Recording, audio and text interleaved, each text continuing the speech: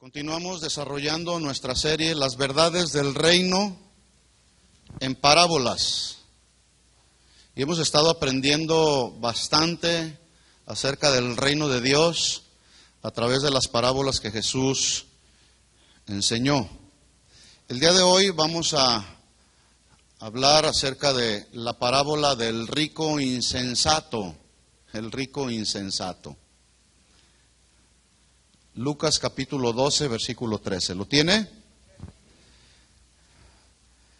Le dijo uno de la multitud: Maestro, di a mi hermano que parta conmigo la herencia. Mas él le dijo: Hombre, ¿quién me ha puesto sobre vosotros como juez o partidor? Y les dijo: Mirad y guardaos de toda avaricia, porque la vida del hombre no consiste en la abundancia de los bienes que posee. También le refirió una parábola diciendo: la heredad de un hombre rico había producido mucho, y él pensaba dentro de sí, diciendo: ¿qué haré? Porque no tengo dónde guardar mis frutos. Y dijo: esto haré, derribaré mis graneros y los edificaré mayores, y allí guardaré todos mis frutos y mis bienes. Y diré a mi alma: alma, muchos bienes tienes guardados para muchos años. Repósate, come, bebe y regocíjate.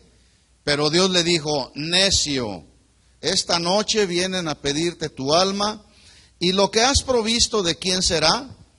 Así es el que hace para sí tesoros y no es rico para con Dios. Hasta ahí leemos. Vamos a orar. Señor, te damos gracias esta tarde.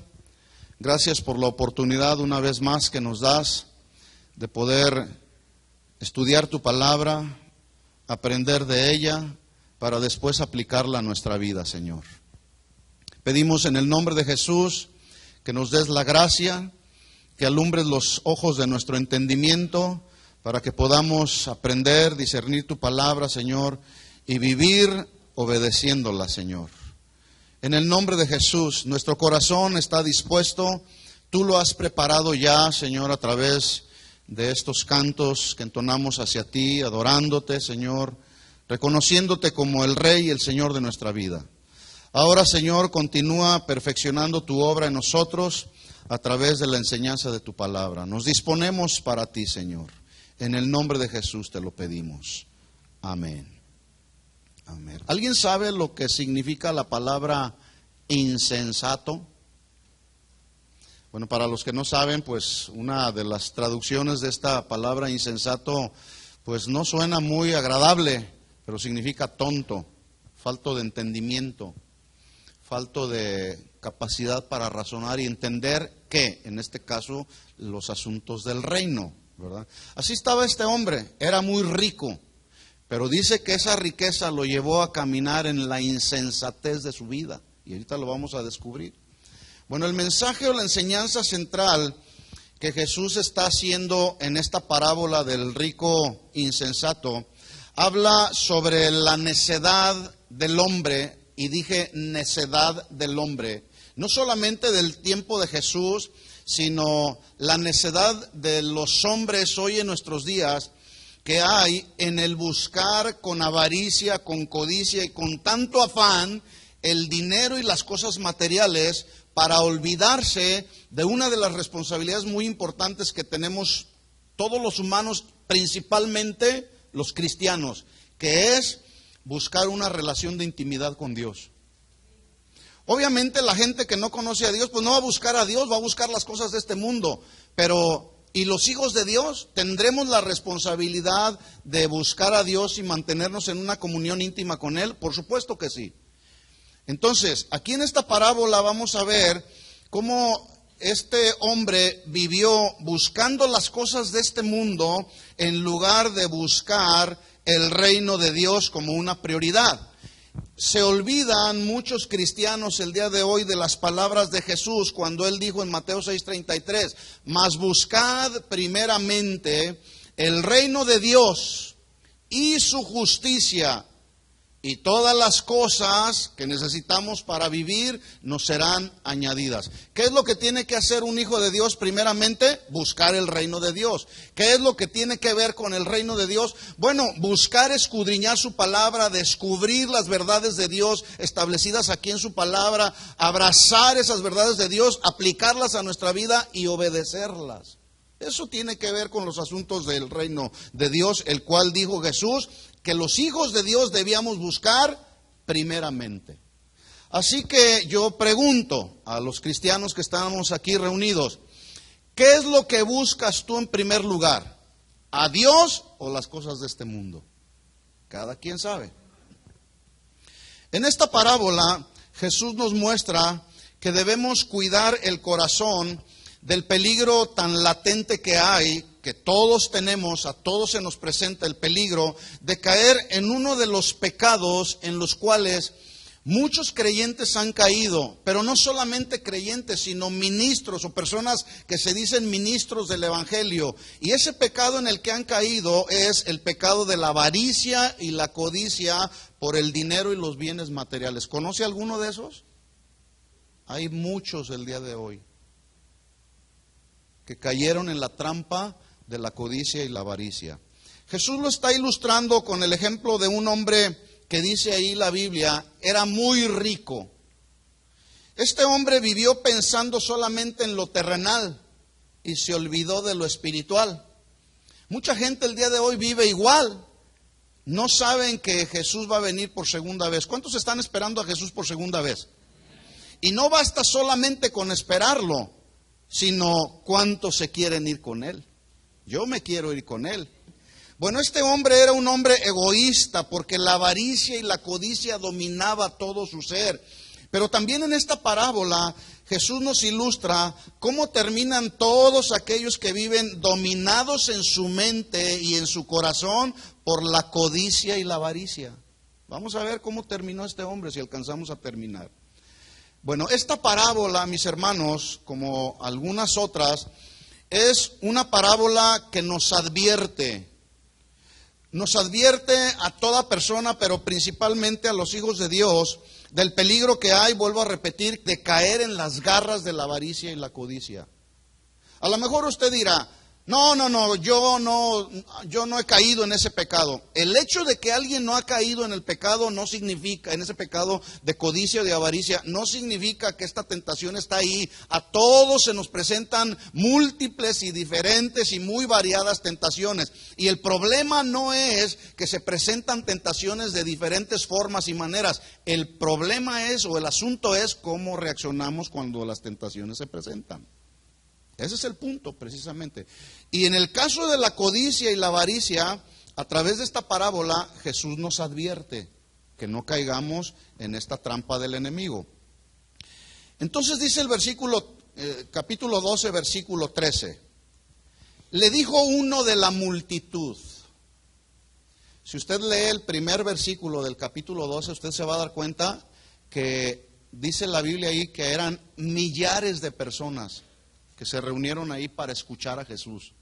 Ahora, yo he dicho en otras ocasiones que toda la gente que seguía, todas esas multitudes, y particularmente en este capítulo 12, que dice que eran millares de personas, entre todas esas multitud de personas, había personas que buscaban genuinamente a Jesús, porque lo reconocían como el Hijo de Dios.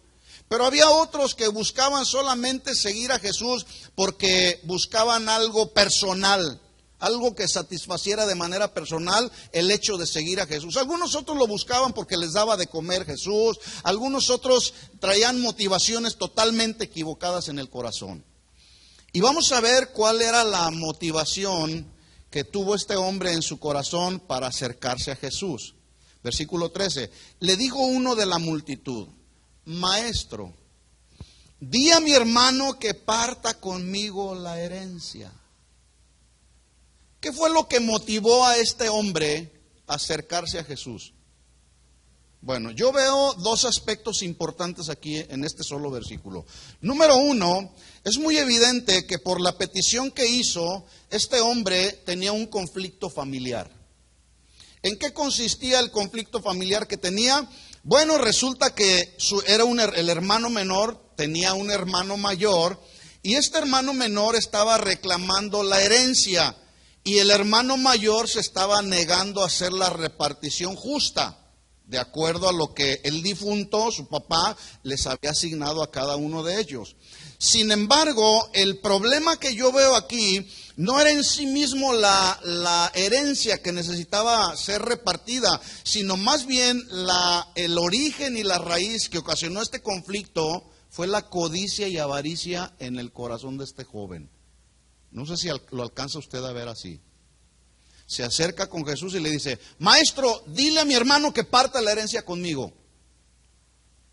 Número 2, el otro aspecto que yo veo aquí es que este hombre no se acercó a Jesús para arreglar un conflicto espiritual, sino un conflicto familiar terrenal.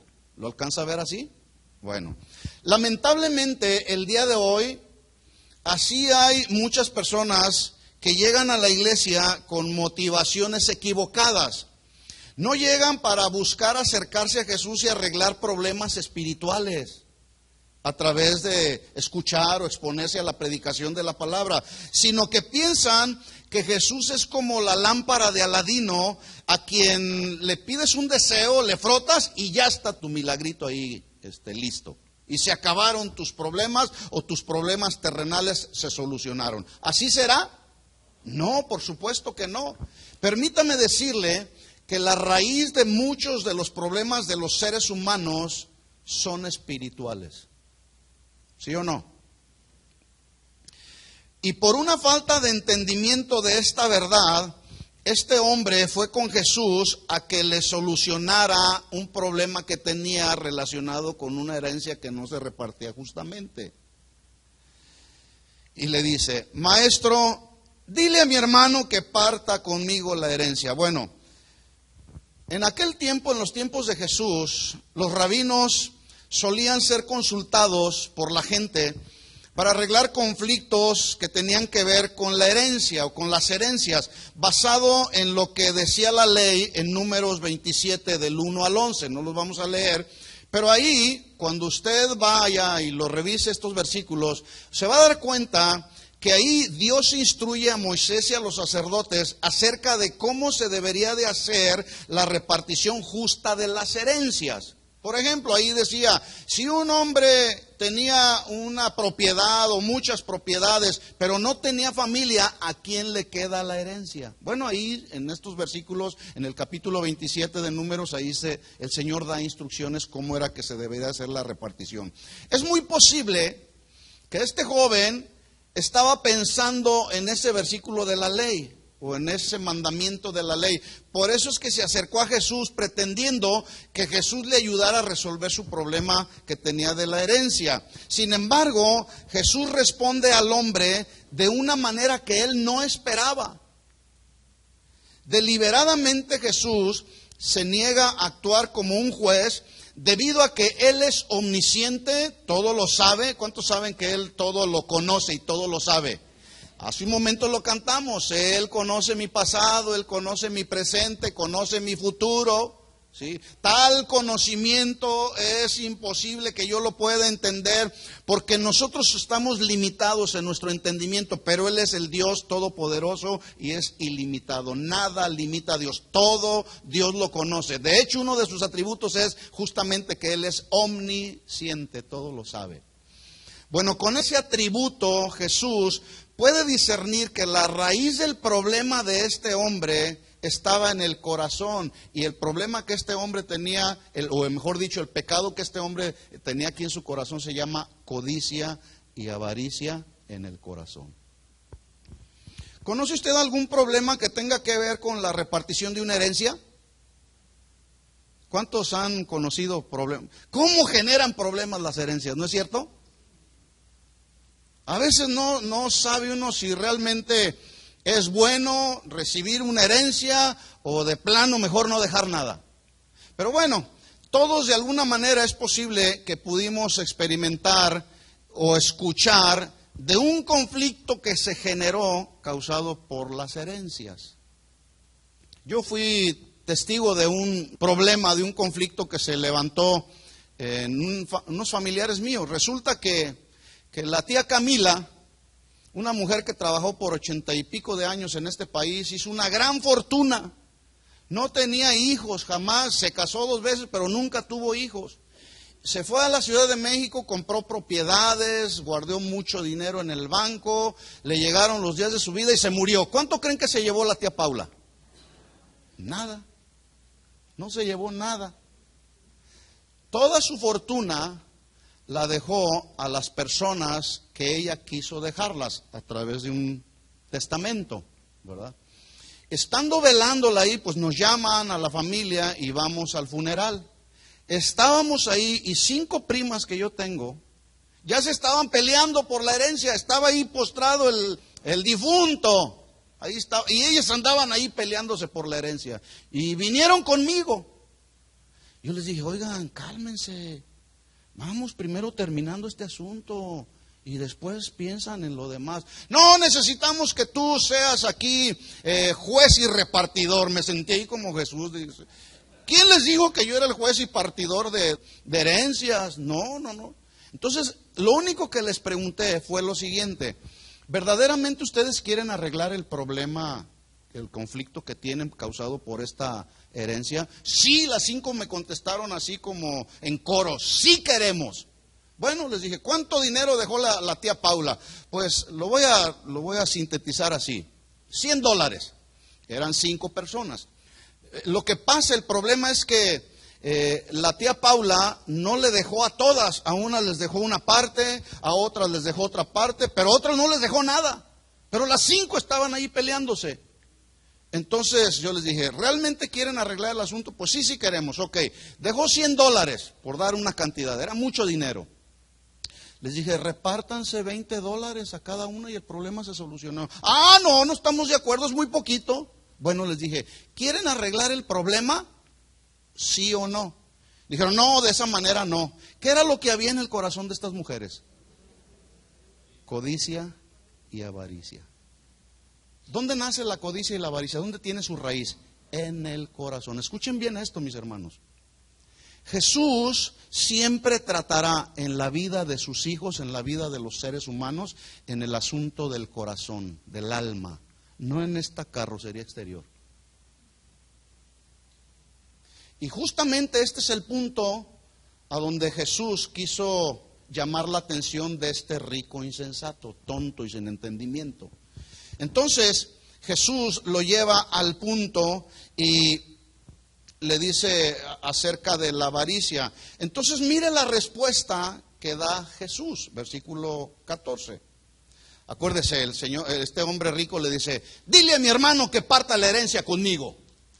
Jesús le responde, ¿quién crees que me ha puesto como juez o partidor? ¿Tú crees que yo soy juez o partidor? Este mismo versículo en la palabra de Dios para todos dice, hombre, ¿quién te dijo que yo soy juez o que debo de decidir cómo se debe de compartir lo que dejó tu padre?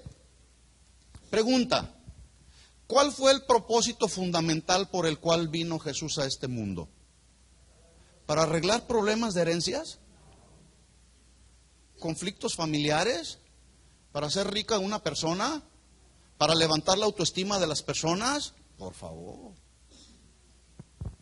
Jesús no vino a resolver ningún problema familiar.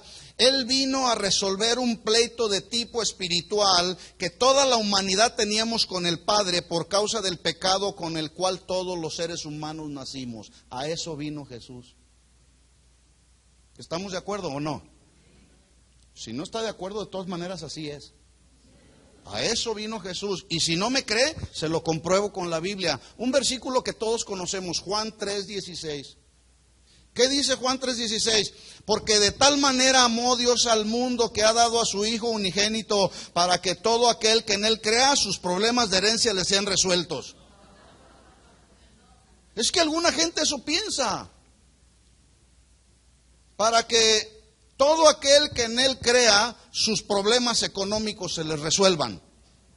No, para que todo aquel que en Él cree no se pierda y tenga vida eterna. A eso vino Jesús. Él no vino a resolver problemas de herencias. Él no vino a resolver problemas económicos. Por lo tanto, mis hermanos, cuando usted le hable a alguien de Cristo, no le diga, ven al Señor y tus problemas económicos, tus problemas familiares o de enfermedades se acabarán. No, es que Jesús no es una varita mágica, ya lo dije. Jesús no es como la lámpara de Aladino que le frotas y entonces le pides un milagro y ya está el milagro. No, Jesús no es así. Jesús vino a resolver un problema espiritual que todos teníamos. ¿Sí? Bueno, en eso consiste la predicación de las buenas nuevas de salvación. El problema es que hemos sido expuestos a una predicación del evangelio muy defectuoso, donde nos dijeron, ven a Cristo y tus problemas se te acabarán. ¿A cuántos se les acabaron los problemas? Déjeme decirle que si a usted le predicaron de esa manera, discúlpeme usted lo que le voy a decir, pero lo engañaron. Le predicaron un evangelio muy barato, ¿sí? Porque a mí así me dijeron, ven a Cristo y tus problemas se te van a acabar. Y vaya que traía muchos problemas, ¿sí? ¿Sabe qué pasó? No se me acabaron los problemas, por el contrario, se me multiplicaron. Pero sí el Señor resolvió un problema que yo traía aquí en el alma. Traía un conflicto con Dios por causa del pecado, estaba en pleito con Dios, pero Jesús en la cruz me reconcilió con el Padre y no solamente me reconcilió, me justificó, me declaró justo ante el Padre. Eso es la predicación del verdadero evangelio de buenas noticias de paz. Eso es lo que tenemos que predicar. Pero si usted le dice a una persona, ven a Jesús, porque Él vino a morir en una cruz, a derramar su sangre para el perdón de todos tus pecados y hacernos justos delante del Padre, eso es un evangelio diferente, ¿sí o no? ¿Sí? Bueno. Dice entonces Juan 3:16, de tal manera amó Dios al mundo que ha dado a su Hijo unigénito para que todo aquel que en Él cree no se pierda, mas tenga vida eterna. ¿Usted nota el propósito fundamental por el cual Jesús vino a este mundo? Vino a resolver un conflicto espiritual de condenación y destino eterno del ser humano, no problemas terrenales. Yo quiero que nos quede bien claro esto. El problema, vuelvo a repetir, es que nos han dicho, ven a Cristo, sé dichoso, feliz y además serás prosperado económicamente.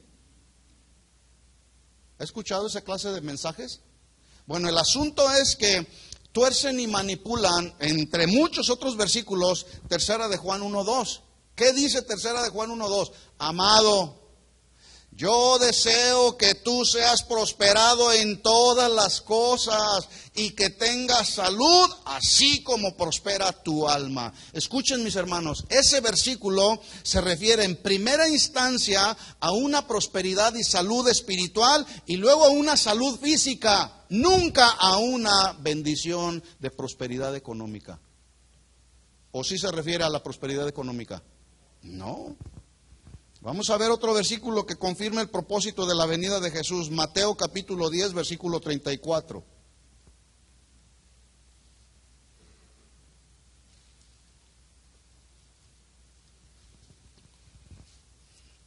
¿A qué vino Jesús a este mundo? A arreglar nuestro conflicto espiritual, el pleito que teníamos con Dios. ¿Cómo lo arregló Jesús? Subiendo a una cruz, derramando su sangre y su sangre limpiándonos de todo pecado y de toda maldad. A eso vino Jesús. Mateo 10:34. ¿Lo tiene? Dice Jesús, no penséis que he venido para traer paz a la tierra. Ah, caray. ¿Qué no dice Jesús en Juan 14:27? Mi paz os dejo, mi paz les doy. Entonces, dice Jesús, no he venido para que tengan paz a la tierra, no he venido para traer paz sino espada. ¿Qué no dijo Pablo en Romanos 5:1? Justificados pues por la fe tenemos paz para con Dios. ¿Dónde está la paz?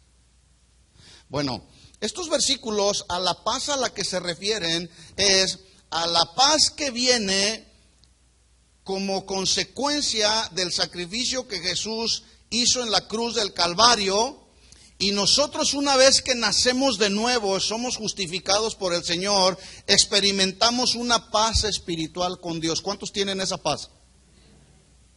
Estos versículos también se refieren a que Él nos reconcilió, resolvió nuestro pleito que teníamos con Dios causado por el pecado, y eso produce paz en mi corazón. ¿Cuántos tienen paz?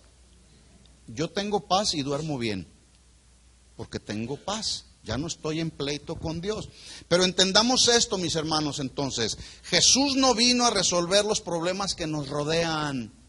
A eso no vino, ese no fue el propósito fundamental. Versículo 34, entonces dice Jesús: no piensen que he venido para traer paz a la tierra. No he venido para traer paz, sino espada. Versículo 35, porque he venido para poner en disensión al hombre contra su padre, a la hija contra la madre, y a la nuera contra su suegra. ¿Ya ven, suegras, lo que pasa? Ahora, ¿por qué se pelea la nuera con la suegra? No se pelean por asuntos espirituales, se pelean por asuntos de la carne. Por eso se pelean.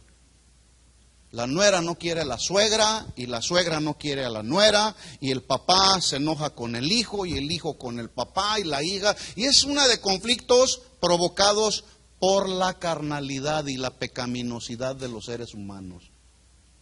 Por eso se pelean. Pero aquí disensión tiene que ver con la disensión que viene por causa de que ahora que nacimos de nuevo, obedecemos el mensaje de Cristo, porque el mensaje de Cristo produce paz, ya lo dije. Pero los que no creen en Cristo y en el mensaje de Cristo se van a oponer a tu conversión. ¿Sí o no? Porque luego la gente a tu alrededor te dice: vamos a los bailes, vamos a tomar y vamos a drogarnos y vamos a dar satisfacción a la carne. Y cuando tú les dices: no, es que yo ya me convertí a Cristo. No, lo que pasa es que eres un fanático religioso.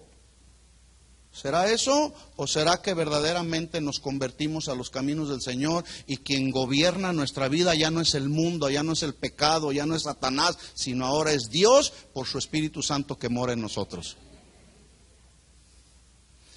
Y eso genera oposición por la causa de Cristo, ¿sí o no? Es más, cuando yo me convertí, 30 años llevo ya conociendo al Señor, caminando con el Señor.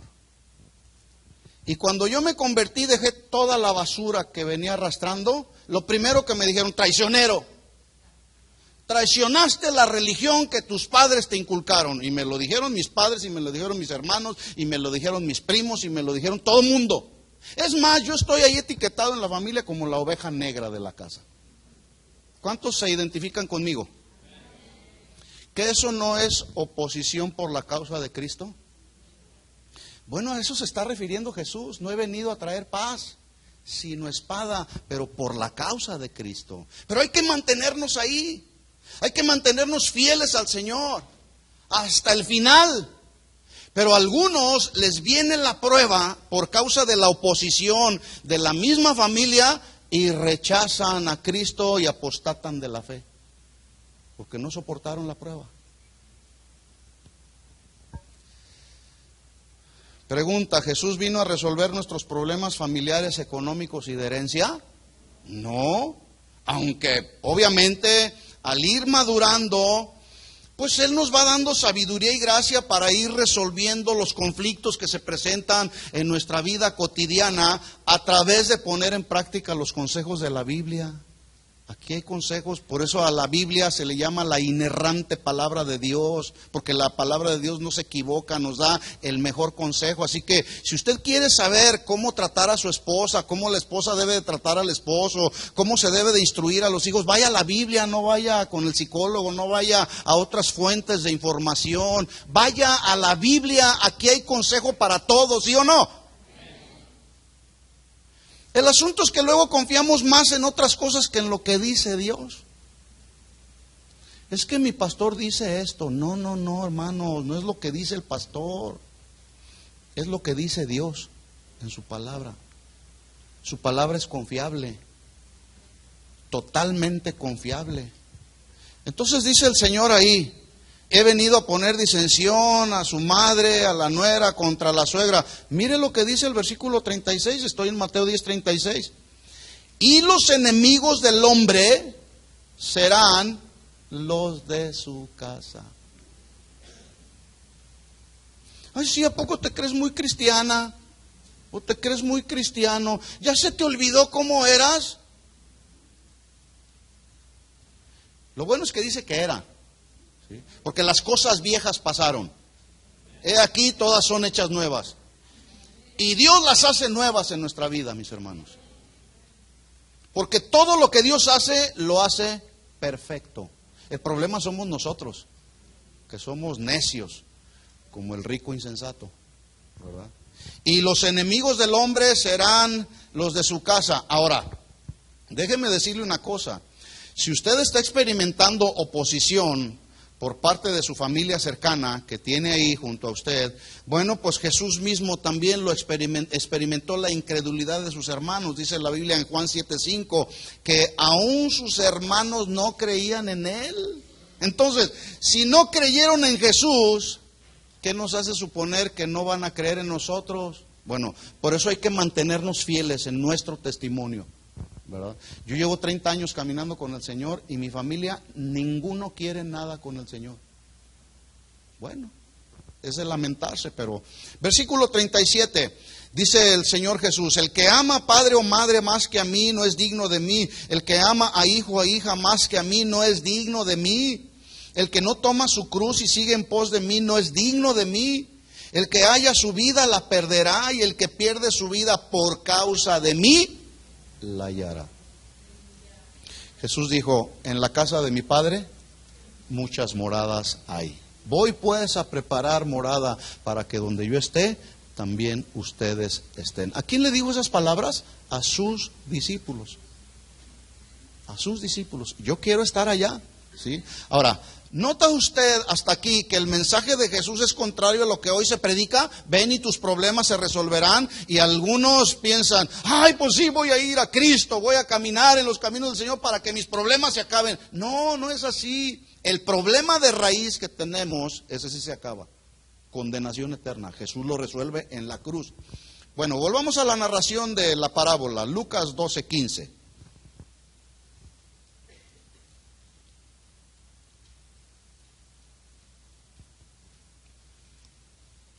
Acuérdese, está ahí el diálogo entre este rico insensato que llega con una necesidad. Quiero la justicia en la herencia. Y mire la respuesta que le da Jesús. Le dijo, mirad y guardaos de toda avaricia. ¿Esta era la respuesta que esperaba el rico insensato? Si usted va con alguien, con un abogado y le dice, oye, ¿qué puedo hacer para resolver este conflicto? Pues usted espera que le dé una solución respecto al conflicto, ¿no? Jesús le respondió totalmente cambiada la respuesta. ¿Por qué le respondió de otra manera a Jesús y no? Él a lo mejor esperaba, mira, trae a tu hermano, ahorita los voy a confrontar a los dos y le voy a decir a tu hermano mayor, dale la parte que le dejó a su papá. Eso esperaba él. Pero Jesús le dice, guárdate, mira, que no nazca en tu corazón, ¿qué? Mirad, guardaos de toda avaricia. Aquí la palabra mirad, porque hace una pausa ahí, mirad. Esta palabra mirad significa discernir, entender con claridad, que no haya duda de lo que te diré a continuación. Mirad. Escucha con claridad lo que te voy a decir. Guárdate de toda avaricia. Y aquí la palabra guardar significa vigilar, estar alerta, en guardia constante y continuamente, cada día. ¿De qué se tiene que guardar una persona? De la avaricia. Ese es el consejo que Jesús está dando. Esa es la advertencia que Jesús está dando en esta parábola. Por eso yo les decía al principio, esta parábola tiene que ver con una advertencia. ¿Respecto a qué es la advertencia? A no caer en el pecado de la codicia y la avaricia. Porque ahí está la tentación a caer, ¿sí? Ya andamos luego ahí codiciando lo de otros. ¿Qué debemos hacer? Estar en guardia, vigilar constante y continuamente nuestra vida para no caer en las garras del pecado de la avaricia. Dice Jesús, guardaos de toda avaricia. Ahí esta expresión, toda avaricia, fue utilizada por Jesús para hablar de un deseo desmedido que causa un anhelo desmedido aquí en el corazón por las cosas de este mundo. Jesús dice, guárdense de toda avaricia. Pero también habla de las diversas formas en que se presenta la avaricia y la codicia. Porque debo decirle, la codicia y la avaricia no solamente tiene que ver con dinero. La codicia y la avaricia también se presenta de manera de poder. Hay quienes codician poder. ¿Sí o no? ¿Qué Satanás no quiso ser como Dios cuando dijo, subiré, me levantaré, estableceré mi trono, me sentaré y seré semejante al Altísimo? ¿Qué es lo que estaba codiciando Satanás ahí? ¿Que no era poder? Entonces vemos ahí con este ejemplo que codicia y avaricia no solamente tiene que ver con dinero. Hay gente que codicia y tiene avaricia de poder, ya que la codicia pues se manifiesta no solamente respecto al dinero, sino al poder, y quieren llegar al poder al precio que sea, no les importa. Es más, déjeme decirle, en el ministerio también se codicia el poder y la autoridad. Yo quiero el lugar que tiene aquel, y a ver, de alguna manera me los voy a arreglar. Yo no estoy de acuerdo con lo que él dice, yo me las voy a arreglar. ¿Y qué es lo que surge en el corazón? Codicia. ¿De qué? De poder.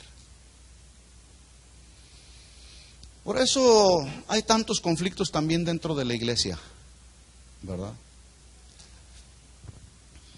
Otros codician fama y popularidad. ¿Usted cree que la fama y la popularidad alguien la codicia? Sí, también se pelean por tener fama y popularidad. Esto fue lo que codiciaron los descendientes de Noé. Esa codicia los motivó a construir una torre. ¿Cómo se llamó esa torre? La Torre de Babel, de Babilonia. De ahí viene Babel. ¿Sí? Dice la Biblia en Génesis 11:4, dijeron, vamos, edifiquemos una ciudad y una torre cuya cúspide llegue al cielo. Y escuchen lo que dice, y hagámonos un nombre por si fuésemos esparcidos sobre la faz de la tierra. Esta expresión, hagámonos un nombre, se traduce más claramente, hagámonos famosos.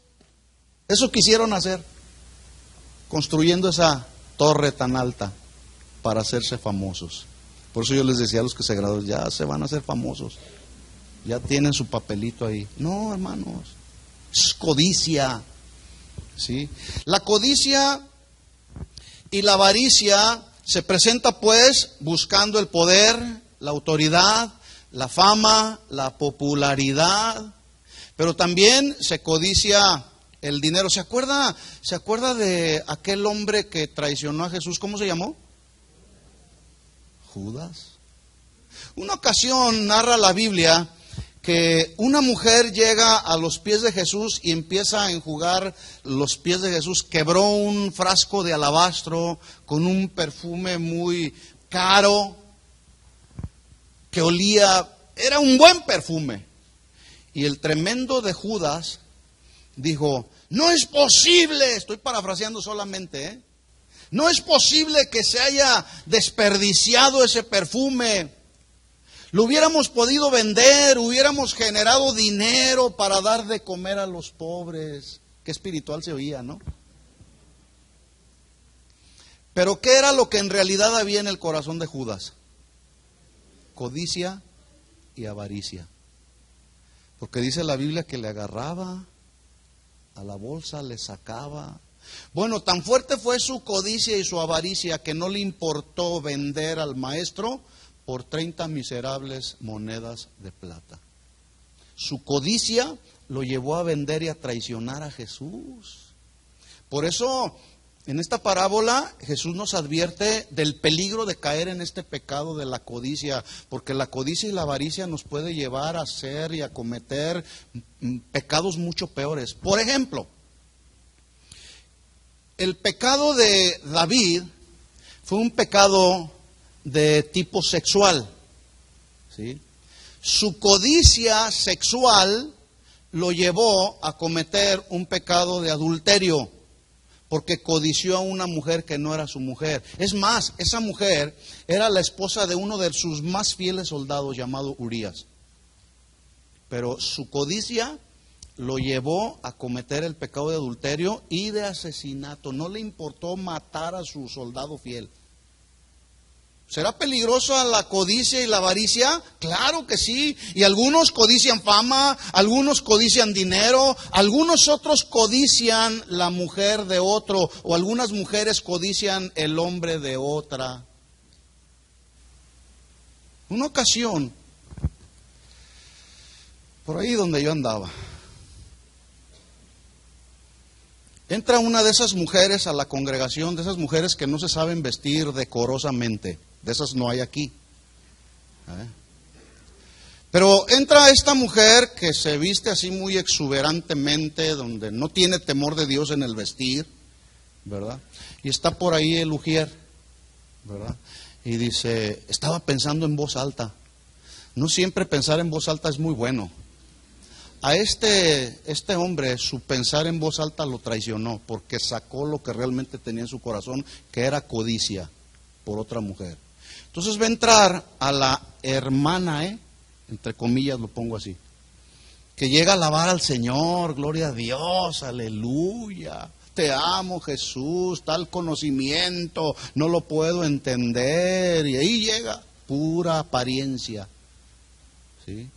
Entonces el hermanito la ve y la barre de arriba abajo, y en su pensar en voz alta, dijo, qué lástima que soy casado. Entonces yo lo escuché, dije yo, ¿qué te pasa? ¿Eres cristiano? ¿Ya naciste de nuevo? ¿Qué crees que hicimos con ese hombre? ¿O corriges tu pecado? ¿Arreglas tu asunto que traes aquí en el alma? ¿O qué onda, hermanito? ¿Se fija hasta dónde lleva la codicia y la avaricia? ¿Dónde se genera la codicia y la avaricia? En el corazón. Mujeres, hermanas de aquí, de casa de oración, vístanse decorosamente, por favor. No todos los que están aquí son cristianos, o yo quiero pensar que todos, porque ahí está la tentación, y la tentación puede traicionar a alguien. La codicia, la avaricia, aún por el dinero, ¿sí? Jesús dijo, hablando del adulterio, precisamente en su famoso Sermón del Monte, en el capítulo 5, hablando del adulterio, Jesús dijo, oyeron que fue dicho en la ley, no cometerás adulterio. ¿Así decía la ley, sí o no? Sí, pero como ya lo aprendimos, Jesús no vino a abrogar la ley, a hacer a un lado la ley, sino más bien Jesús vino a darle el estricto sentido, el verdadero sentido a la ley. Él dijo, mas yo les digo que cualquiera que mira a una mujer y la codicia en su corazón, ya adulteró con ella. Porque la codicia traiciona. Cualquiera que mira a una mujer para codiciarla, ya adulteró con ella en su corazón. Ahora, como la codicia y la avaricia son asuntos de aquí del corazón, pues no se ven. Yo no puedo ver aquí que alguien a lo mejor eventualmente pudiera estar codiciando dinero. Yo no veo aquí a alguien que a lo mejor pudiera estar codiciando la mujer de otro, de otra. Yo no lo veo porque pues yo no soy Dios. Pero escuchen esto, Dios sí nos ve y a Dios no podemos engañarlo. Dios sí nos ve. Él sí sabe lo que hay aquí en el corazón. Y la Biblia dice en Jeremías, engañoso es el corazón y perverso. ¿Quién lo conocerá? Pues solamente Dios. Él sabe lo que hay aquí en nuestro corazón. Están muy serios, ¿eh? Por eso es que Jesús le responde a este hombre. Va al punto, al problema central de todo ser humano que está aquí en el corazón. Le dice, mira, guárdate de toda avaricia. Avaricia se traduce también codicia. Ya lo he estado mencionando. ¿Por qué? Porque avaricia y codicia son primas hermanas, van juntas, las dos.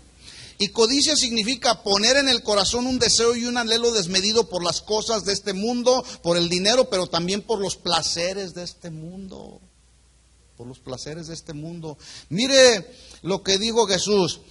Esto que dijo Jesús no lo dicen los predicadores de la prosperidad, quienes afirman que la Biblia habla de dinero y que es uno de los temas centrales en la Biblia. Eso es cierto, la Biblia habla de dinero. ¿Cuántos saben que habla de dinero? Sí, pero lo que no les dicen es que el 99% de lo que la Biblia dice acerca del dinero son advertencias que hablan contra la avaricia y la codicia. Eso es lo que no les dicen. Lucas capítulo 16, versículo 13.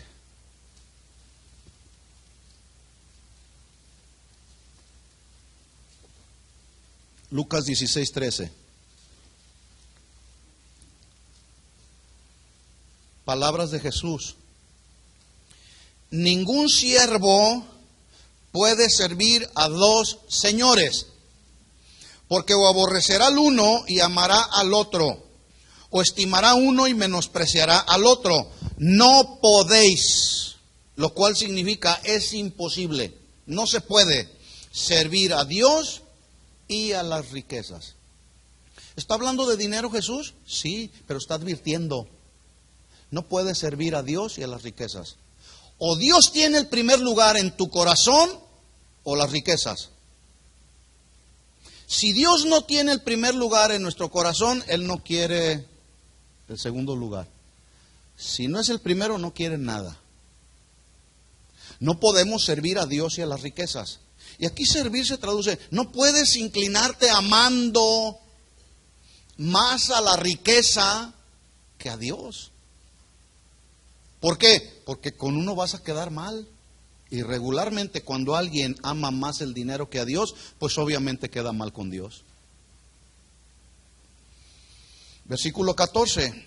Y oían también todas estas cosas los fariseos, ¿qué eran los fariseos? Oiga, estos se supone que sabían la ley, los fariseos. Se supone que conocían la ley, pero ¿cómo eran aquí en su corazón? Ávaros. ¿Qué significa en este versículo ávaros? Amantes del dinero.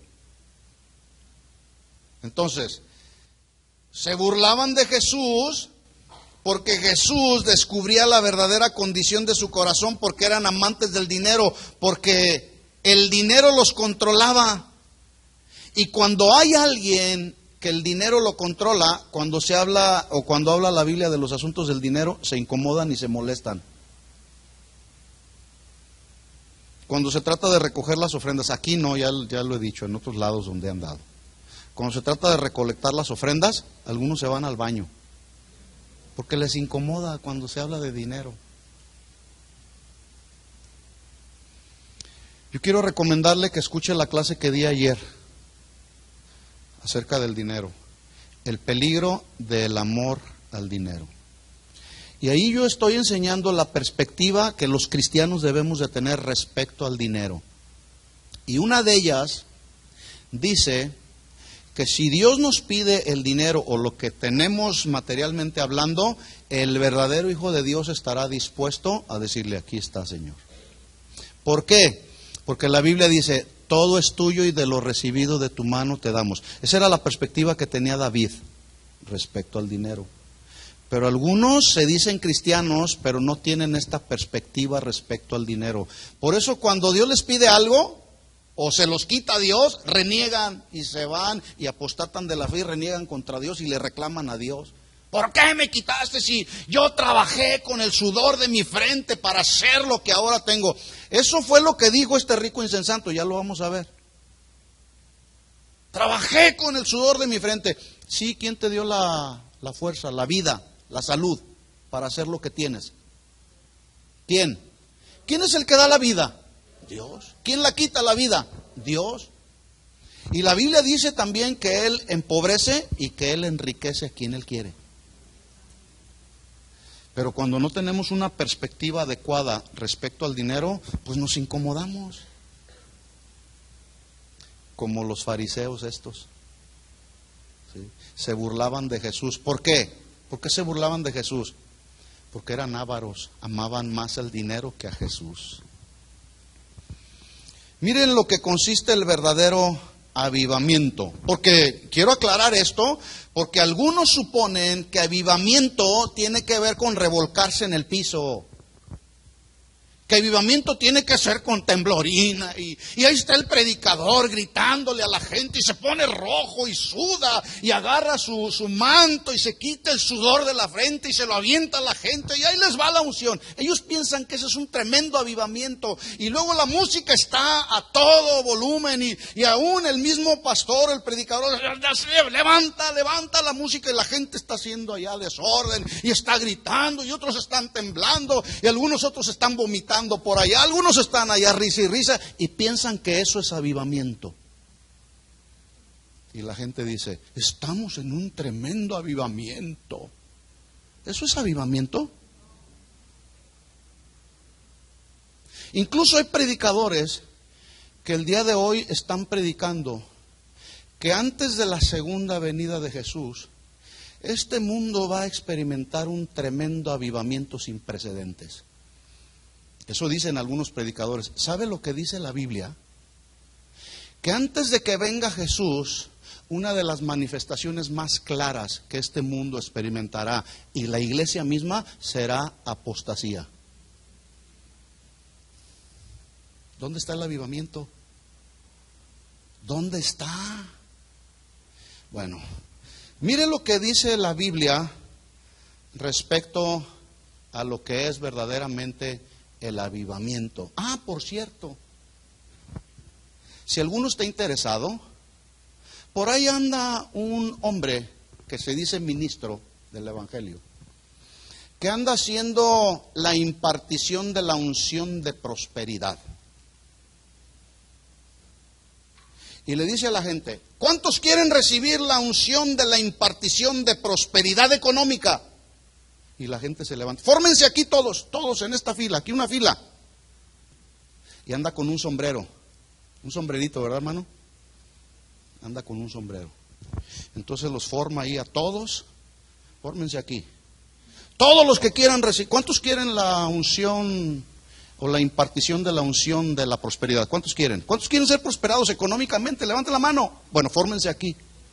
Y los forma a todos aquí, ¿verdad? Escuchen esto, antes de ponerles el sombrerito, porque en eso consiste la impartición de la unción de prosperidad. Antes de que les pongan el sombrerito, tiene que traer $2,000 aquí. Oh, hermano, no exageres. Bueno, ¿es cierto o no es cierto? El problema no está en el charlatán. Bueno, también está el problema en el charlatán. El problema está también en la ignorancia de la gente que se forma y que viene y trae los $2,000 para recibir la unción de la impartición de prosperidad. Pero ¿sabe por qué pasan? Porque estos charlatanes apelan a la codicia y a la avaricia que está aquí en el corazón. ¿Sí o no? Ah, y si no les funciona la impartición de la unción de la prosperidad, porque pues no ven fruto, porque Dios no está obligado a respaldar algo que no proviene de Él. Entonces, como la gente trae $2,000 y esperan recibir 4,000, 5,000, 10,000, quieren hacer dinero fácil. Así no trabaja Dios, mis hermanos. Como no les funciona, entonces de repente no les llega el fruto de su siembra y van contra Dios y le reclaman a Dios y le dicen, Dios, yo deposité para tu obra $2,000. ¿Para tu obra o para el charlatán ese? Como no hay fruto, entonces van con el charlatán, con el ministro.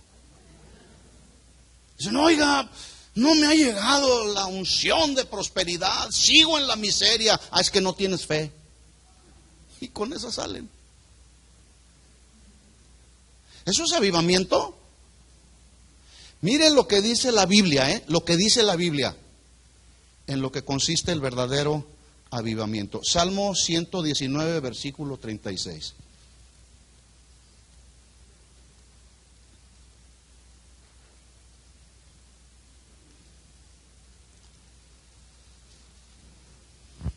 Salmo 119, versículo 36. ¿Lo tiene? Inclina mi corazón al dinero. ¿A qué? Inclina mi corazón a tus testimonios. ¿Dónde están los testimonios de Dios? Aquí en su palabra. ¿Dónde tiene que estar nuestro corazón? En la palabra. Inclina, Señor, mi corazón. Como el corazón tiene la tendencia a lo malo, el corazón no tiene la tendencia a hacer lo bueno. Por eso el salmista clama a Dios con todo su corazón y escribe inspirado por Dios y le dice, Señor, inclina mi corazón a tus testimonios y no a la avaricia. Versículo 37. Aparta mis ojos para que no vean la vanidad. ¿La vanidad de qué? Lo vano pues de la codicia y de la avaricia. Es vano. ¿Sí? Aparta mis ojos que no vean la vanidad. En otras palabras, Señor, no quiero ser hechizado, no quiero que la avaricia y la codicia resplandezcan mi corazón. Quiero más que mi corazón se incline a tus testimonios, a tu palabra, para obedecer tu palabra y caminar por ella, Señor. Que mi corazón esté inclinado a tus testimonios, aparta mis ojos de la vanidad. Y luego mire lo que dice el versículo 36 en la parte final. Avívame en tu camino. Ese es avivamiento, hermanos. Cuando alguien se sumerge en el estudio, en la meditación de la palabra, cuando alguien escudriña la palabra, cuando la palabra viene y se hace vida en nuestra propia vida, cuando la aplicamos, viene la revelación, la luz a nuestro corazón y decimos, Señor, perdóname, he anidado avaricia, codicia en mi corazón. Señor, mi corazón está siendo inclinado hacia las cosas de este mundo, pero tu palabra, Señor, me dice que vuelva mi corazón a tus testimonios. Eso es avivamiento. Y escuchen esto, hermanos, el verdadero avivamiento nace aquí en el corazón cuando está uno en la presencia de Dios. Y estar en la presencia de Dios implica estar humillados ahí ante su majestad y decirle, Señor, como aquel hombre, sé propicio a mí, Señor, que soy pecador. Cuando alguien reconoce verdaderamente que aquí el corazón se va inclinando hacia las cosas de este mundo, Señor, no lo permitas, quiero estar ahí en tu presencia, ¿verdad? Eso es avivamiento. Jeremías 6:13, vamos rápido ahí, Jeremías 6:13.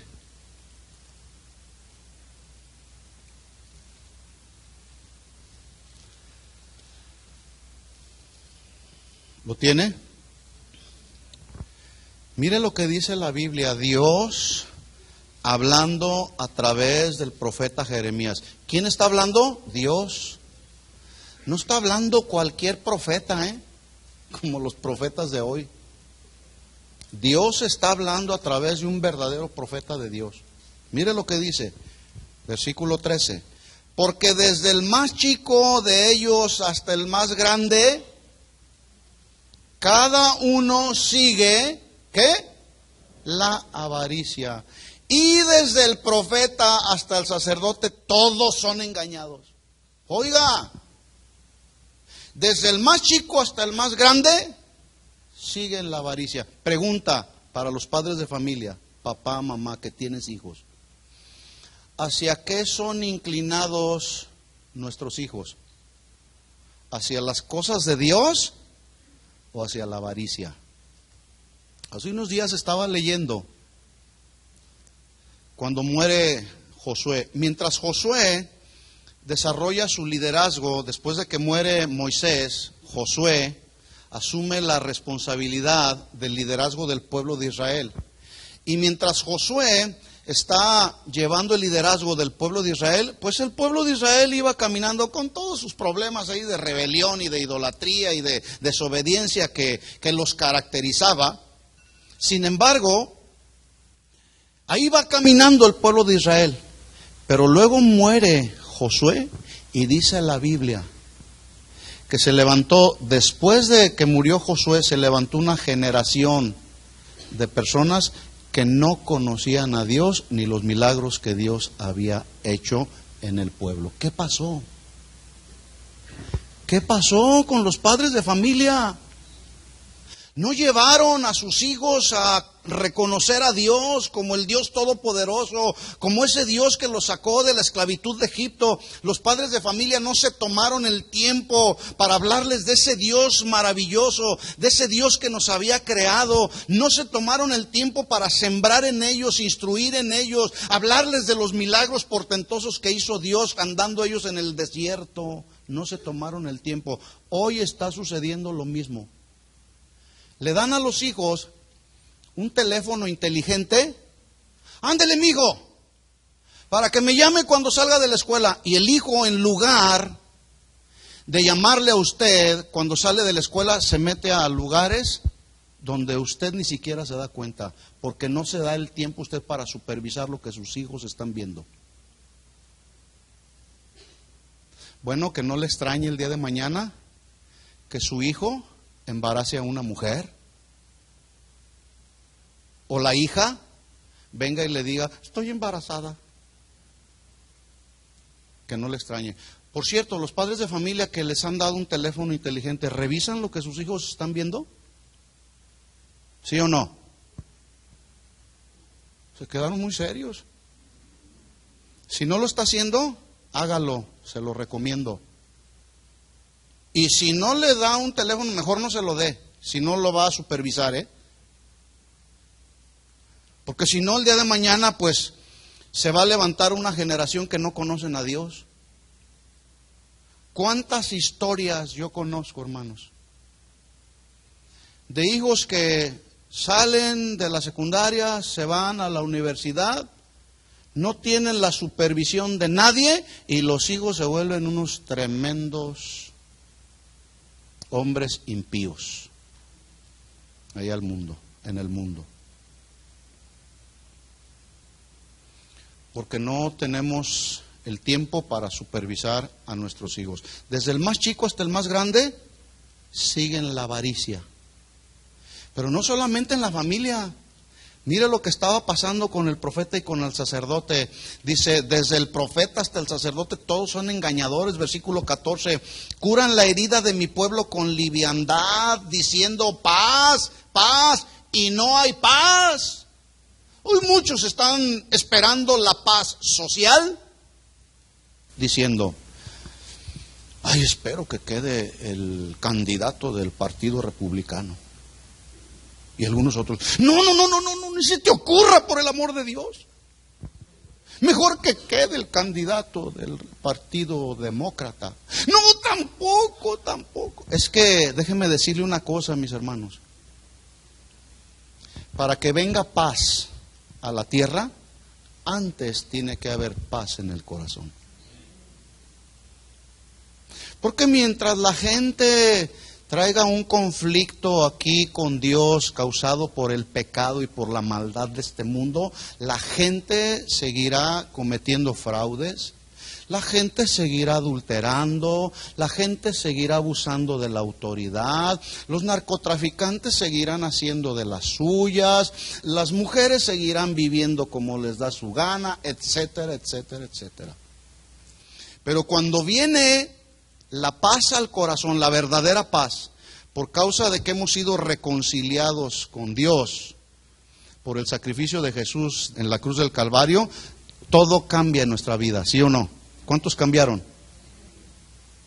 Porque déjenme decirle, antes de yo conocer al Señor, usted me ve aquí, así más o menos, ¿no? Pero déjeme decirle, no está usted para saberlo ni yo para contárselo. Pero era un malandrín. Ay, hermano, sí. Era un malandrín, como ustedes comprenderán.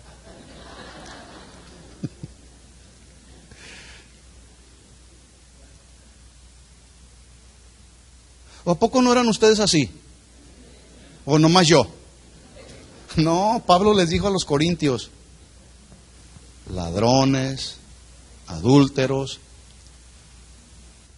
Eso eran ustedes antes, les dijo Pablo. Pero ahora hemos sido llamados a la luz del Señor. Yo espero que ahora lo que antes éramos ya no sigamos siendo ahora. Eso espero, por causa del nuevo nacimiento, ¿verdad?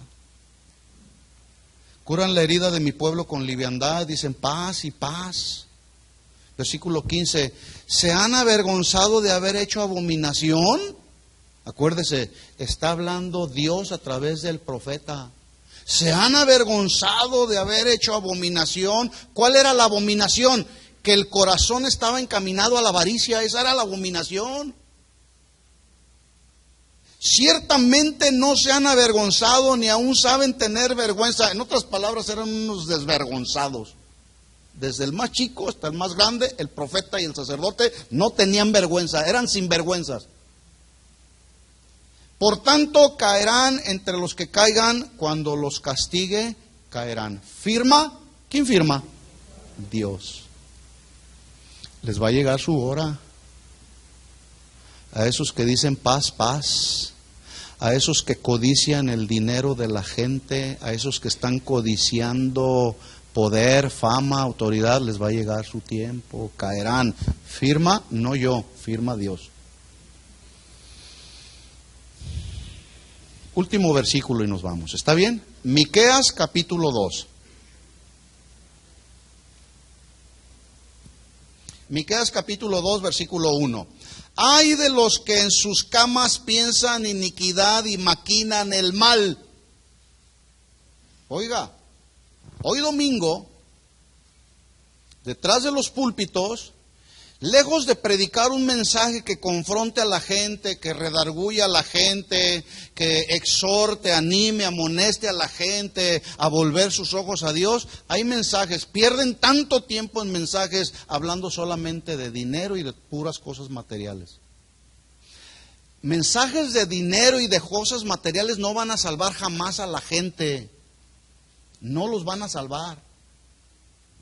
Pero un mensaje que nos lleve a una reconciliación con el Señor, a reconocer nuestra condición verdadera del corazón y arrepentirnos de todos nuestros pecados, corregir nuestro camino, esos mensajes nos van a llevar a la presencia del Señor. Cuando corregimos y nos arrepentimos de nuestros pecados. ¿Sí? Bueno, yo le quiero decir una cosa. Hoy domingo, en muchas congregaciones alrededor del mundo, sin lugar a dudas, algunos se pararon detrás del púlpito, pero una noche anterior estuvieron ahí pensando, maquinando, mañana es domingo, es el día del Señor. Y como los hermanos no vienen entre semana, pero llegan el domingo es el día del Señor. Voy a maquinar en mi mente, en mi corazón, ¿cómo haré para que ellos suelten dinero, para que saquen, para que den para la obra de Dios? Y empiezan a maquinar un montón de trucos, como el que se pone el sombrero ahí, para sacarle el dinero a los incautos. Y se cumple este versículo de Miqueas. Ay de los que en sus camas piensan iniquidad y maquinan el mal, y cuando llegan mañana lo ejecutan porque tienen en su mano el poder. Un predicador detrás de un púlpito tiene el poder de convencer a la gente. Y algunos tienen una habilidad impresionante. Y convencen a la gente a tal punto que la gente dice, ¿dónde le firmo? Es más, hay lugares donde el que maquinó una noche antes cómo quitarle el dinero a la gente dice, Pues no traigo los $2,000. No se preocupe, aquí está la maquinita de la tarjeta de crédito. Pase su tarjeta ahí. Y si no tiene, pídale prestado al hermano que está ahí al lado. Él sí está prosperado. Ay, Dios mío. Y le quitan el dinero a la gente porque tienen el poder y lo ejecutan. ¿Sí? Versículo 2. Codician las heredades. Hermanos, ¿cuántos saben que este edificio lo están vendiendo? Bueno, si no lo sabía, lo están vendiendo. $4.5 millones, toda la propiedad. ¿Cuántos saben que podemos comprarlo? Vendan sus heredades. Vendan su casa. Traigan el dinero a la casa de Dios. Suena bonito, ¿verdad? Suena bonito. Pero déjenme decirles una cosa. Jamás haríamos algo de eso. Yo no voy a meter esta congregación en un compromiso económico que yo sé de antemano que no podemos sacar adelante. No voy a andar el día de mañana. Hermanos, voy a dejar de predicar la palabra. Hermanos, hay que pagar la mensualidad. Como muchos ministros lo han hecho. Se alejaron de la predicación de la palabra. Pero tienen unos edificios impresionantes ahí. Y cuando se mueran, se van a quedar. Es más, viene un terremoto en la falla de San Andrés y se va a acabar todo esto. Se va a acabar. Un día alguien me dijo, hermano, vamos firmando por fe. Fírmale tú, le dije. Yo no voy a firmar.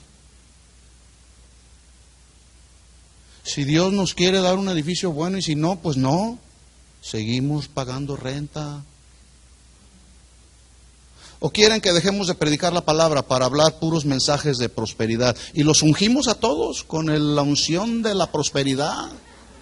Y entonces todos nos hacemos ricos y ya compramos el edificio. Qué fácil, ¿no? Codician las heredades y las roban, y casas y las toman. Oprimen al pobre y a su casa, al hombre y su heredad. Bueno, no he terminado el mensaje.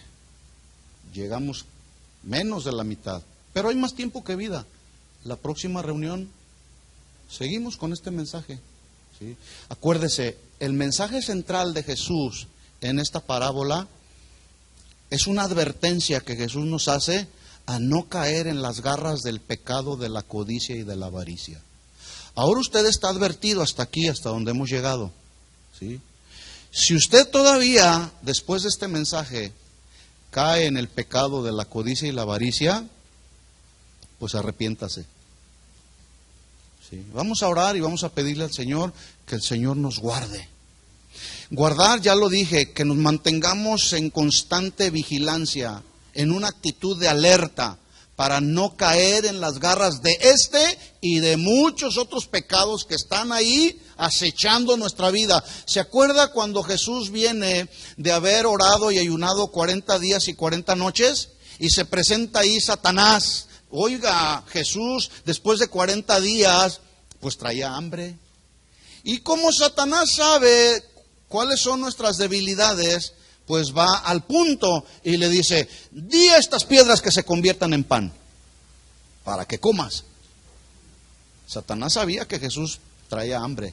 ¿Y qué le responde Jesús? Resistió la tentación con el poder que hay en la palabra. Escrito está, no solo de pan vivirá el hombre.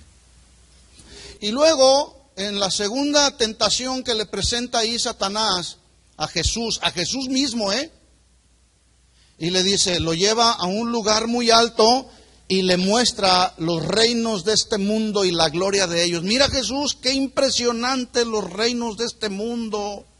Vas a ser famoso, Jesús. Vas a tener mucha popularidad y aparte todo esto será tuyo. Te lo voy a dar si postrado me adoras.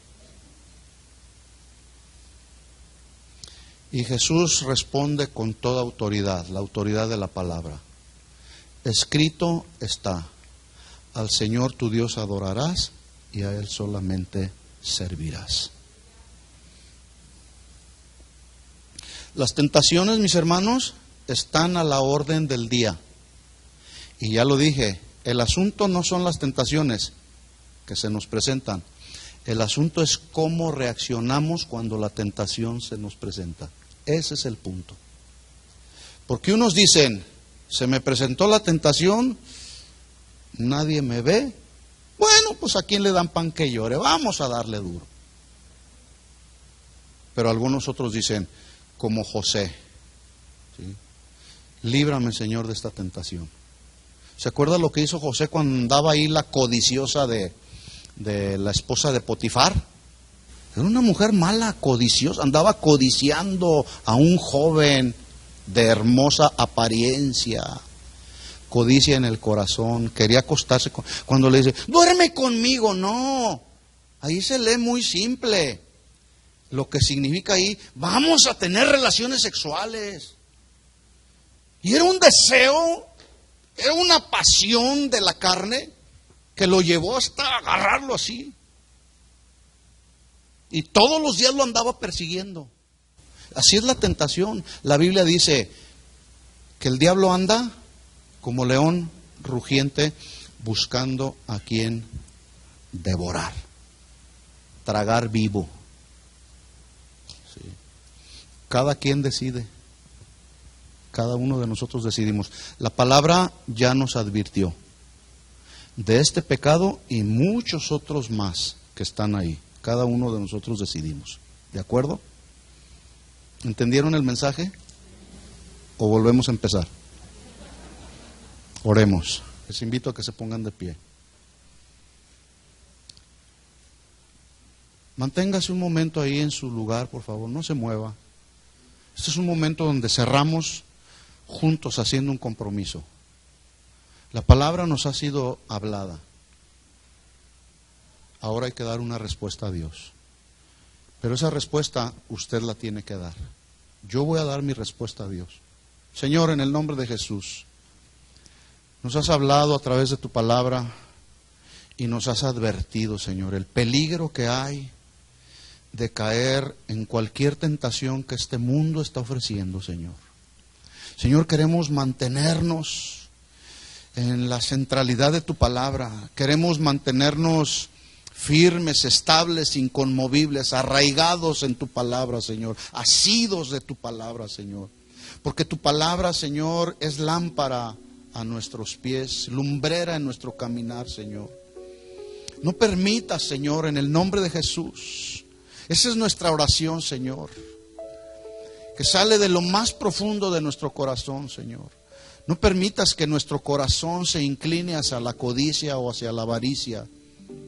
Codicia y avaricia que puede ser una codicia o avaricia por el poder, por la fama, por el dinero, por la mujer, por el hombre, por tantas cosas que el corazón que es engañoso codicia.